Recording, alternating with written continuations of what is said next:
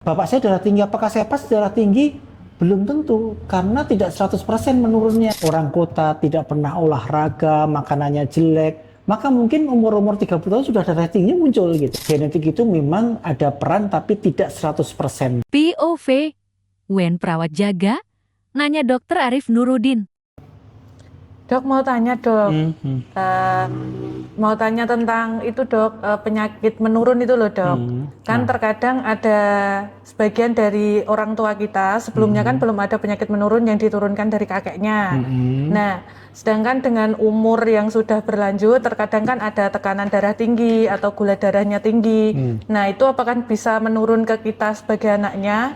Atau itu gimana dok? Ya, penyakit menurun itu kan artinya ada masalah genetik. Genetik itu akan ada sejak dia dalam kandungan, kemudian akan dia lahir, dan munculnya kapan itu berbeda-beda masing-masing orang.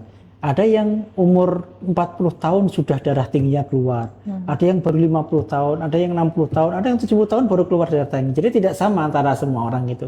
Tetapi itu berarti tetap ada genetik darah tinggi ataupun diabetes ataupun yang lain gitu. Jelas ya Mbak? Iya. Jadi artinya apa yang mempengaruhi munculnya itu adalah faktor lingkungan Mbak. Kalau misalnya orang kota tidak pernah olahraga, makanannya jelek, maka mungkin umur-umur 30 tahun sudah darah tinggi muncul gitu.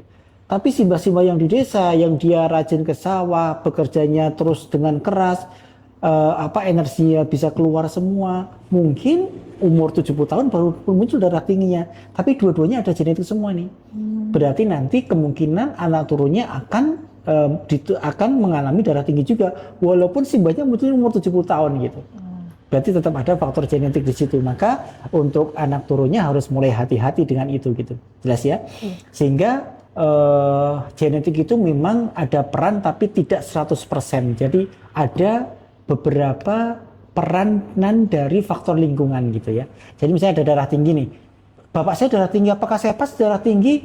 Belum tentu, karena tidak 100% menurunnya gitu loh Mbak. Jelas kan? Iya.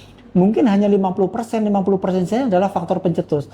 Kalau kita bisa menghambat faktor pencetusnya muncul, mungkin kita tidak akan jadi darah tinggi sampai seumur hidup gitu. Walaupun punya turunan darah tinggi. Jelas ya? Misalnya kita menjaga pola makan dengan baik, tidak makan yang aneh-aneh, tidak makan zat-zat pengawetnya banyak, olahraga rutin, bekerjanya rajin, tidak gemuk badannya. Mungkin walaupun orang tua kita darah tinggi, kita tidak akan muncul darah tinggi walaupun kita membawa genetik darah tinggi gitu. Jelas ya? Makanya itu yang harus hati-hati adalah bagaimana menjaga supaya faktor lingkungan tadi tidak mencetuskan penyakit kita gitu. Dan kita tidak perlu tahu apa sih genetik kita, penyakit yang kita bawa itu apa sih, tidak perlu tahu. Yang penting bagaimana menjaga pola hidup dan pola makan yang baik agar tidak muncul penyakit-penyakit seperti orang tua kita gitu.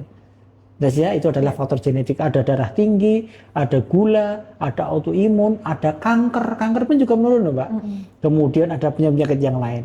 Maka kita tidak usah pedulikan itu, yang penting bagaimana mulai sekarang mengatur pola hidup dan pola makan yang sebaik mungkin.